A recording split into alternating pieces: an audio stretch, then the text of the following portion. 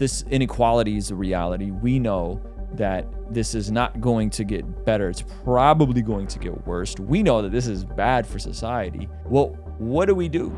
There is a very real issue at stake here, a couple of very real issues. We're going to give the left its due. Ruslan. Jordan Peterson admits that the left is right about this. You wouldn't expect to see this on Daily Wire, ladies and gentlemen, but Jordan Peterson had a conversation with Chris Rofo, who I had some mixed reactions about because I think he kind of, culture war-ish, but I have learned to appreciate some of his points of views after watching this interview. But it's not about Chris Rofo in this clip. This is specifically about what Jordan Peterson thinks the left is right about. Okay, so we're going to jump into this clip. And this blew my mind, and it might blow your mind. Okay, so buckle up. Save all your nasty comments until the end. All right, because you might be shocked. You might learn something.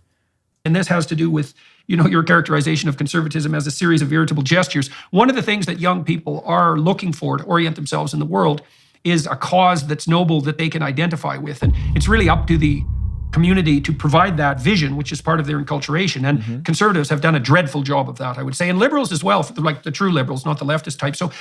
So he says, giving people something that gives them meaning and some sort of purpose. The conservatives have done a bad job about it, but it gets better or worse depending on how you look at it. When you were a kid, teenager, what do you think was specifically attractive to you, both personally and philosophically, about what was being offered to you on the left? Yeah, I think a lot of it is just a sense of heroism, a sense of drama, a sense of the romantic. You get all of the mythology of the left. An aunt of mine gifted me a Che Guevara flag that I hung in my bedroom, and you have this kind of heroic image of the swashbuckling reformer pursuing social justice, holding the rich accountable, providing for the poor. And it is a very attractive narrative. There's no getting around that. It's a magnetic narrative. And the conservative narrative is really one of restraint, duty, obligation. And when you're 13, that's not exactly something that is going to inspire you. It's age old. Like if you don't have if you're not a liberal before the age of 35, you have no heart. If you're not a liberal after the age of 35, you have no brain.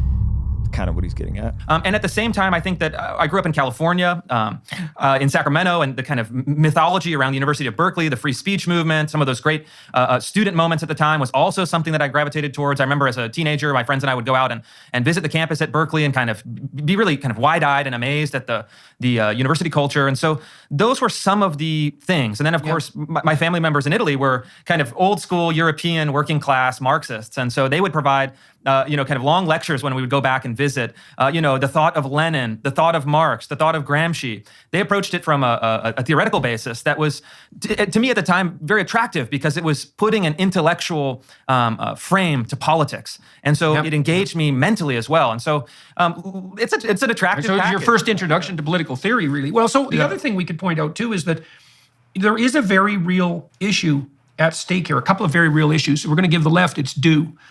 So we're going to give the left its due. Now, when Jordan Peterson says left, I think he's specifically getting at like Marxist leftism. Not everyone that leans center left, right, and center right. Like there's a difference between like Marxist leftist, far left stuff, Antifa, Marxism, and the average person that's like, I don't know who I'm going to vote for. I guess I'll vote for the Democrat. There's a spectrum there.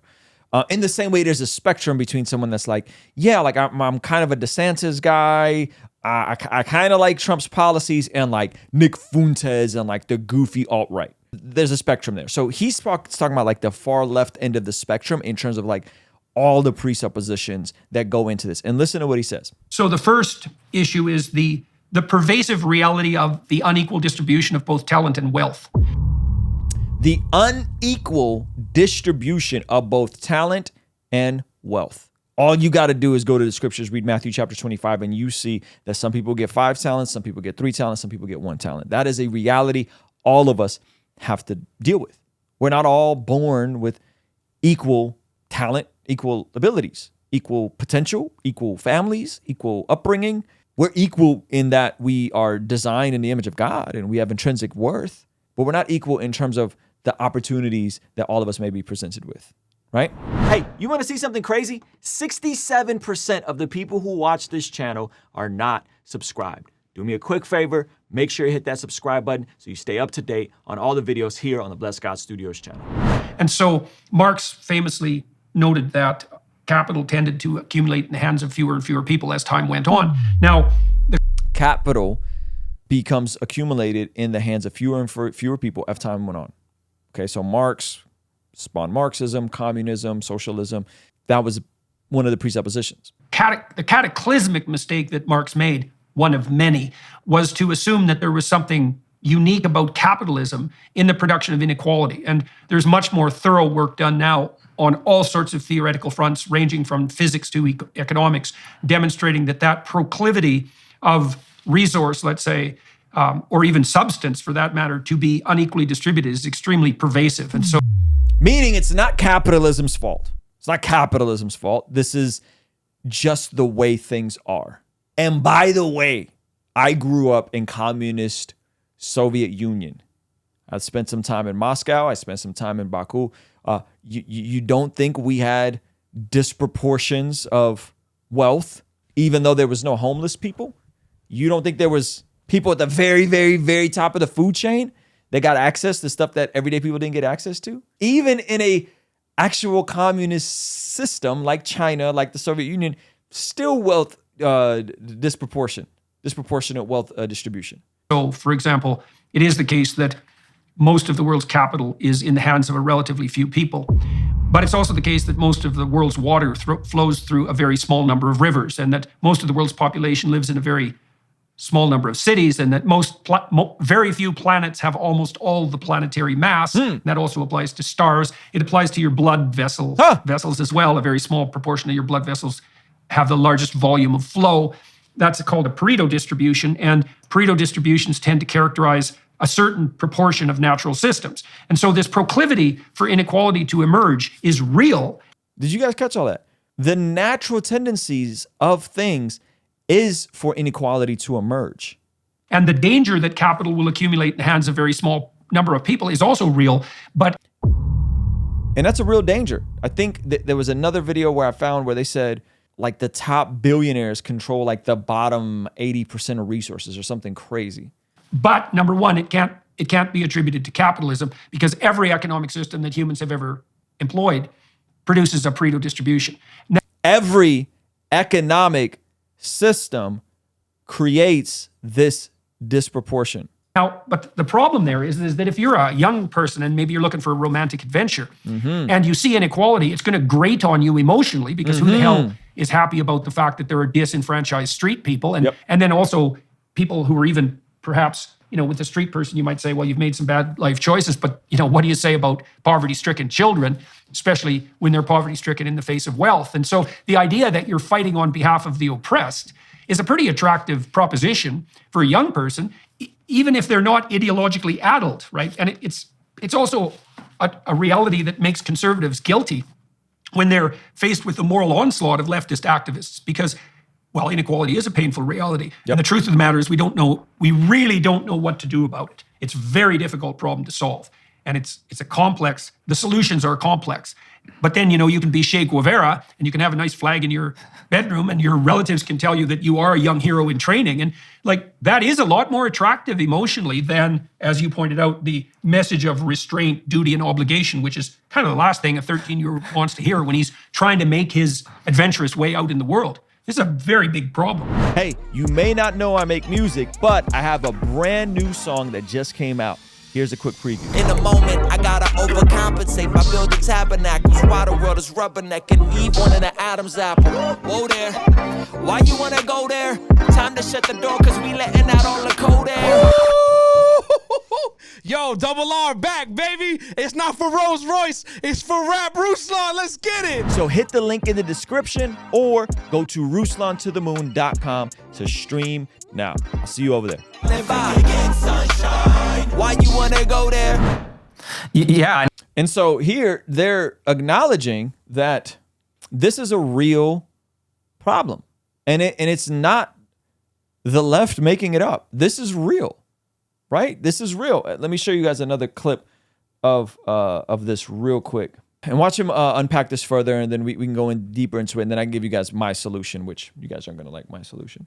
that I would recommend reading called The Great Leveler by Walter Scheidel. It's a new book, relatively new book. And he details out ineradicability of inequality.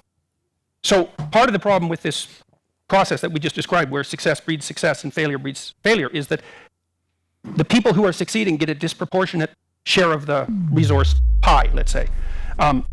So, everyone knows that about money, right? Because the 12 richest people in the world, the 85 richest people in the world have as much money as the bottom 2 billion, which seems, well, let's say unfair. Now, it's certainly unequal. Now, whether it's unfair is slightly different. The statistic is the eight richest have equal to the bottom 3.5 billion. Yeah, well, the eight richest people on the planet have the same as the bottom 3.5 billion. It's probably worse than it was when I looked at this about 3 years ago. So, but it doesn't matter because you get the point. But it's crazy. But the thing is that this is not something that only applies to money. It applies to everything that's creatively produced. So the same rule applies to number of records sold by recording artists. The same rule applies to number of books sold by novelists. The same rule applies to number of goals scored by NHL hockey players. The same rule applies to the population of cities and the mass of stars and the size of trees in the jungle. It's like the inequality problem is way more troublesome, again, than mere capitalism. Mm-hmm. It's a terrible problem. Mm-hmm. And Scheidel's work, which is really, really interesting, he's traced back inequality 10, 15,000 years. You can do it, for example, let's say you find a Neolithic burial site and there's 200 people in it. So these people would be buried with their possessions. And obviously some of them decay, but some of them don't. And like some of them are buried with gold. Well, hardly any of them. And the tiny proportion of people who are buried with gold are buried with a lot of gold. So you can even derive a Gini coefficient estimate, which is an estimate of inequality from burial sites. And it looks like as soon as you get a surplus, you get inequality. And that's a rough thing, because you might think, well... When you get a surplus, you get inequality. Even in hunter-gatherer societies where there's no surplus, there's still inequality, because there's inequality of friendship, there's inequality of health, and there's inequality of sexual access. Whoops. This is what the incels keep talking about. This is why the red pill is mad, ladies and gentlemen. Those things are not trivial. But when you're thinking about it purely economically, you start to get inequality as soon as you get a surplus. You think, oh, that's interesting. So there's a natural rule, which is surplus generates inequality. All right, so how do you solve that? And Scheidel's book says, well, that's easy. You just get rid of the surplus. Whoops. Right. You don't want that. And that's not good. Nope. So like he found, and so because you remove the surplus, you remove the motivation. One of the things he did was statistical analysis, because one of the things you might ask is, well, let's say you have your measures of inequality, and then you can track them around the world, and you can track whether or not the inequality is generated by a right-wing government or a left-wing government. Mm-hmm. And then you might hope, well, the left-wing governments would ameliorate inequality. There's no evidence for that at all. Whoops. Right-wing government, left-wing government don't do much to get rid of inequality. It doesn't look like inequality is it doesn't look like the amelioration of inequality is within the purview of political organization. Yeah. And you should not hear that with any degree of happiness whatsoever, because the social science on inequality is also clear. As inequality levels increase, societies destabilize. And the best indicator of that, I already mentioned that was work that was done by Martin Daly and Margot Wilson at McMaster University in Canada. They're really interested in what drove male homicide, because most homicide is male on male. It's mostly young males. It's mostly within race. And so this is not good.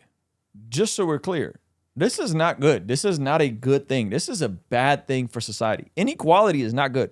The sooner conservatives acknowledge this, which, by the way, I'll get to the solutions to this in a moment, but the sooner this is acknowledged, the better. And it's mostly status competition, right? So, and the status competitions get intense where inequality increases. So where everyone's poor, so if you rank order American states and Canadian provinces by inequality, the poorer provinces where everyone's poor, there's no male aggression. And the rich provinces and states where everyone's rich, there's no male homicide.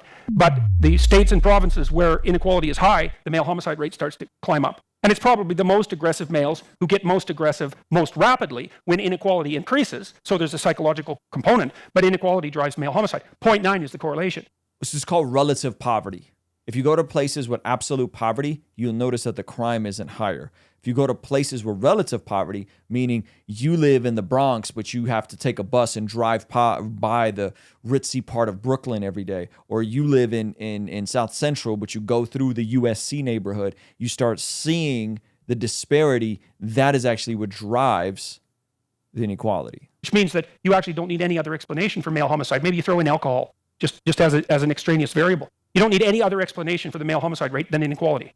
It's staggering work. It's absolutely staggering work. And so the point is, the left is right about inequality. And let me give you guys the principle. Some of you guys have seen this principle, but let me just break this down real quick. This is the Pareto Principle.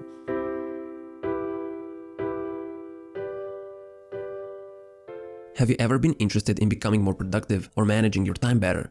Then you've most likely come across the Pareto Principle before, also known as the 80-20 rule. If you've never heard of it, then you'll learn more about it in this video. The Pareto Principle states that in any situation, 20% of the inputs or activities are responsible for 80% of the outputs or results. And I'll explain what that means in a second. The principle was named after an Italian economist, Vilfredo Pareto. He first observed this law in his own garden. What he noticed was that 20% of the pea pods generated 80% of the healthy peas. This observation led him to discover that 80% of the land in Italy was owned by just 20% of the population. And we can see this concept everywhere in our daily lives. You wear 20% of your clothes 80% of the time. 20% of its pages contain 80% of the most important information. 20% of the company's customers produce 80% of company's revenue. When it comes to YouTube, 20% of my videos generate 80% of my views and subscribers. The Pareto Principle shows up over and over again almost in every field. But the inverse is also true. That means that the other 80% is only generating 20% of the results. However, you should note that this is not a universal law, and it can differ in many situations. It's not always going to be 80-20, it could be 70-30, 90-10, basically anything. The point is that the majority of results come from minority of causes, and the minority of results come from the majority of causes. It's interesting, right? The majority of results come from the minority of causes. Now that we've established that this principle does indeed hold true, let's take a look at how you can use it in your everyday life. Time is our most precious resource. We all have the same amount of time in our day, but most of us don't use that time efficiently. There's a difference between being busy and being productive. Most people think that working more hours will get them more results. Yep. However, it's not about the time you put in, it's about how well you spend that time. If you haven't applied the Pareto Principle in your life yet, you're most likely just being busy. However, when the principle is utilized correctly, it enables you to do more by doing less. If we go back to our previous example, we said that 20% of a book will give us 80% of the information. That means that 80% of a book will only give us 20% of its value. Let's say it takes you 10 hours to read 100% of that book. By applying the Pareto Principle, you know that 80% of the most important information can be found in just 2 hours. Yes, you could go deeper and learn more in depth if you wanted to, but note that you will most likely have to spend 8 hours to get those extra 20% of the information. It's up to you to decide if you think it's worth it. If you're still in school, you can also take advantage of the 80-20 rule. The exams never contain 100% of the content. Never. Otherwise, it would be a 50-page exam. You can get a good grade by identifying which 20% of the content you were studying in class is the most important. Studying the right topic for 2 hours will get you a much better grade than studying the wrong topic for a whole week. Studying the right topic for 2 hours will get you better results. So, if we know that this inequality is a reality, we know that this is not going to get better, it's probably going to get worse. We know that this is bad for society. Well, what do we do? How do we navigate? How do we deal with this? Right? And by the way, and this might be controversial, this might be a controversial take, is Jesus said the poor will always be among you. I mean, you can do with that what you will. I can't change stuff on a macro systemic level. Neither can you, probably. I can't change policy. What I can do, as someone that leans conservative, is I can say, if we know that 80% of the results are caused by 20% of the effort, how do we get more people from being in the bottom 80% to being in the top 20%? 70% of Americans are overweight. 40% are morbidly obese. How do we get people moving from 70% that are in the bottom on health into the 30% that are in the healthy range, right? If we look up income, for example, which is it's getting harder and harder to make enough money to buy a home. If we look up top 20% of earners, what do the top 20% of earners in America make? What do you guys think? Top 20% of income earners in America make 6 figures. Top 20% make 6 figures. That means the bottom 80% make less than 6 figures. That means that if you are anywhere in near a major city and you hope to eventually own a home, you got to figure out how to get from the bottom 80 to the top 20. They found that the top 20% of Americans earn over 130K. Okay, thank you. So top 20% over 130K. Okay. So the question becomes, how do you go from being in the bottom 80 to the top 20? If this is the big if you desire to take a vacation every year, if you desire to go and buy a home, if you desire to be a income where your wife can stay home with the kids when they're little, how do you go from the bottom 80 to the top 20? Well, my advice would be figure out what are the top 20% of skills that the world deems are the most useful and figure out how to learn those skills and implement those skills and bring value to people in those areas. Hey, this clip is from our daily after party stream. If you enjoyed it, consider signing up for our Patreon community for only $5 a month, where you get access to the replays of our daily after party streams, as well as the uncut extended versions of our podcast, Discord access that's private, and a discount code for our merch store, only $5 a month. And ultimately, it's the best way to help us contextualize the gospel of Jesus using media, podcasting, and of course, YouTube. The link for that is in the description or in the pinned comment. The perks are amazing. You should get on there. It's only $5 a month. I'll see you over there, all right? Peace.